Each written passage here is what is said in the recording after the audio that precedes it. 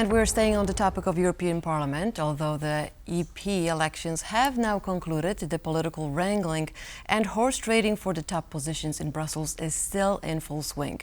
Add to that the rotating presidency of the Council of the EU, which Hungary will take over in July.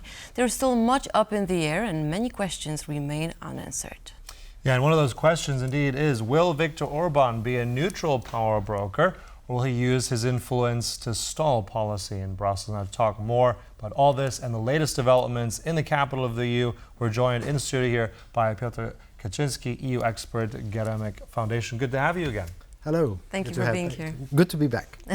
Let's go dive deep into the politics of the last 24 hours. Right now, it's all about the ECR and Renew tussling for third place. Right. So what do you make of this? Is there one leading? I think ECR about 83 seats. Are they going to finally get the third place? And what does that mean for the whole horse trading? Look, all this horse trading. We know who's first, right? This is EVP. The parliament was expecting about 190 seats. They met. They get a bit short. 188 is the figure for the moment. And then who's the second? Who's get the silver medal? We don't know yet exactly what are the numbers for the socialists. They will meet probably next week, and then we'll see what's going on over there. Then third spot. Well, for now we have two candidates, right? The Renew, which is central, like centrist party of, let's say, Macron party, and they got 80, 81, but they are saying, hang on, there are 5 people that we can grab from the Greens. Will they? Two Will they not? loser parties are the biggest losses for the Greens and from Renew. Exactly, right? but there's this new little party that got 1 MEP 5 years ago and got 5 MEPs right now, and they are on the progressive front. This is the Volt Party, and the Volt Party is the first truly federalistic party out there in Europe. And they were running in a few countries, and they got elected in 2 countries, in the Netherlands and Germany. So they have 5 MEPs, and where will they go? Will they go to the Greens? Will they go to the Renew? This is the question which may help the Renew to save the third spot against the ECR, who got, today we know, 83 mandates. But I think there are some negotiations. For example, 83 mandates, they are not with the Hungarians. Hungarians were knocking pretty loudly, please open the door to ECR, and it didn't happen. So for now, it seems that ECR doesn't want them, and Fidesz doesn't want to go there. It sounds like a lot of drama. Now, when is this going to calm down and these MEPs are going to start working? Oh, they are starting to work mid-July. This is where the first session is foreseen. So it will have to be settled by then. Right, but look, there's a lot of going on, because if you have new MEPs coming in, they have to, move to Brussels, and then they are going actually to Strasbourg on the first week of the job.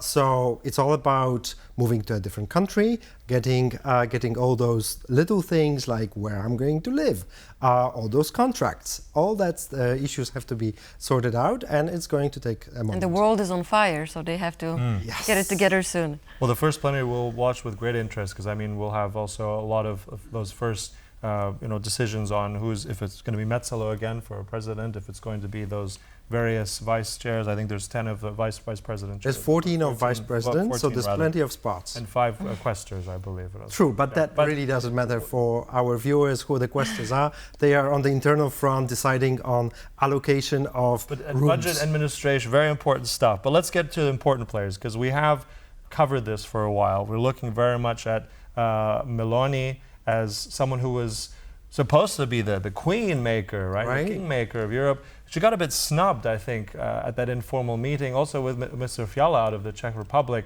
Does this point to sort of the greediness of the EPP? Is this going to bite them somehow? Are they out of this whole constellation? Will they get better jobs somewhere? How is this going to play out? It's, I think Ms. Meloni has to organize herself, because her group is showing her what to do. It is the ECR in the parliament that is clearly in competition with Renew for the third spot. Now look at the European Council. How many Renew members in the European Council? How many ECR members in the European Council? We know that there are like-minded people in the European Council for Meloni, But for the moment, ECR has two heads of states. And even if we're counting in Mr. Orbán, he was just snubbed in the European Parliament to join ECR, right? So are we counting Mr. Orbán as a like-minded person for Meloni? Are we counting the Slovak Prime Minister in that camp? Because he is not really ECR. He's simply independent, thrown out of Social Democrats. And then on top of everybody is the incoming new Prime Minister from the Netherlands, that a lot of people are putting a lot of questions about who is this person politically and where is he going to orient himself. Now, we know that Meloni, Orbán and Morawiecki, they met. Now, do you think they will create something new? Do you think they will join and something new will come up with this? Oh, we know that it was without any answers, that meeting, because if there were answers, Fidesz would be let in, and it didn't happen. So on one account, one of the big issues for ECR and Fidesz has always been the Russia policy of Viktor Orbán and Fidesz position on this matter. So if there is no rapprochement, if there's nothing coming, bringing the two together, it clearly is very divisive issue. And the same divisive issue is out there for ID and all the political parties, political forces that are over there. So this is a very important dividing line out there, because ECR overall, with Law and Justice on board, is actually about to make a major breakthrough, not only on getting into the third position, but getting into the mainstream, the European mainstream. And this is what Meloni is fighting for.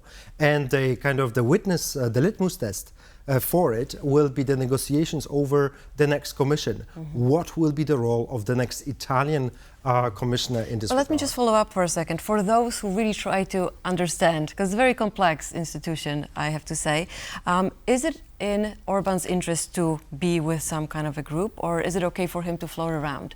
What's best for him? Depends on the strategy that he chooses. Of course, for the Hungarian governmental party, the parliament hasn't been that important, but they are about to enter into a major role, which is the presidency of the council come July. Right. And then the council, which you have the ministers sitting around, and the parliament together are deciding on all the important files out there.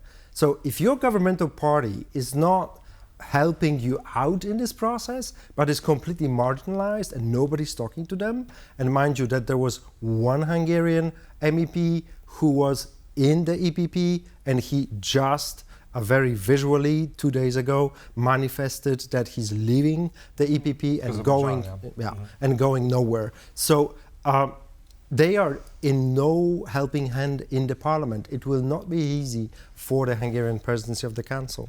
We also have now, I think, you know, on this issue, as you address, I think the hope of Le Pen, the hope of Viktor Orbán, this new group, I think that seems to be dead in the water, especially with the ECR. I think now especially because the Romanians, the AUR party there, part of ECR, they never wanted to work with Fidesz. So, I mean, Orbán's dream is shaking down, much smaller, disappearing. But let's stay on Orbán for a second. Let's talk about his logo for that rotating presidency, a little bit controversial. But on all seriousness, looking at the kind of policy areas that they've already set out, we've heard some of those words from the Hungarians already, some potentially a little bit controversial themselves. But how will this, in your mind, work out? Will they come to the center? Will Orbán stall something? How do you see this play? I know it's early days, but how do you see it? It's very early days. The presidency, it should be, in perfect world, and it's not a perfect world, the presidency should be about getting a consensus around member states. And will Hungarians deliver with so strong positions? Also because they have very little things that they can hide behind, because the next 6 months between July and September, nothing's going to come out in the legislative format. There's no files to be negotiated with the parliament. So maybe a few executive decisions here and there. But effectively, the big questions are Ukraine, sanctions, all those divisive issues between the Hungarians and everybody else. So this is where it will be very awkward for the Hungarian Prime Minister, and his government to deliver on those issues, because there's very little common ground between, or trust, between Hungarians and everybody else. I think it's also on that point, and I think this was worrying. I believe it was the Europe Minister of Hungary who said just in the last couple of days about moving that focus of enlargement actually away from Ukraine, very much focusing on the Western Balkans. And I think even another statement was like they're not even interested in opening any new chapters. Those 35 chapters of accession we have to get through for Ukraine. And I know the Belgians are pushing this. The 25th of June, right, is that meeting of enlargement. Are we potentially going to see the beginnings of the accession negotiations on the 25th, or is this just a pipe dream? Let's hope for a win-win in this situation, because if the Hungarians are going to push for anything, it is the enlargement to Western Balkans. We have 3 countries that are clearly, they should be pushed forward: Albania, North Macedonia, Montenegro, sorry.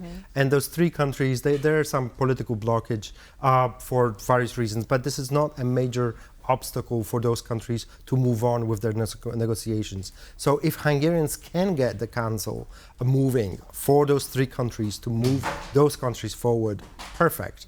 And that would be the win-win that you are talking about, I'm talking about. Then come Belgians, and after Belgians, the Poles, who are going to fight so much more for Ukraine, even though the Hungarians will keep it a bit lower under the radar. But how do you think Hungary will actually use this time? Because, I mean, they're promising, Orbán's promises, to be an honest broker and facilitate concrete steps towards enlargement. So it seems like, you know, he has a positive attitude. How do you think he will use this? Right, and devil's in the detail. So yes, he will be the honest broker in enlargement.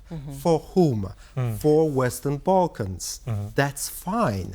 To put Western Balkans higher on the agenda, that's perfect. Remember that the last enlargement to Croatia, that was a perfect combination of the Hungarian presidency under Viktor Orbán back in 2011, and then the Poles just wrapped up the negotiations. But it was the final push of the Hungarian presidency. It's a positive kind of history, and we should remember about the positive things as well. I know there's a lot of bad blood right now for a good reason against Viktor Orbán, but back in 2011 he was helpful for bringing Croatia into the Union. Well, he's very much, I think we'll leave it on that subject of the symbol I was showing, the Rubik's Cube, right? So we'll see how it's solved with Orbán and the Hungarians and the European Union. Look, Piotr Kaczyński, always a pleasure, a font of knowledge. Thank you so much for all that. Thanks a lot.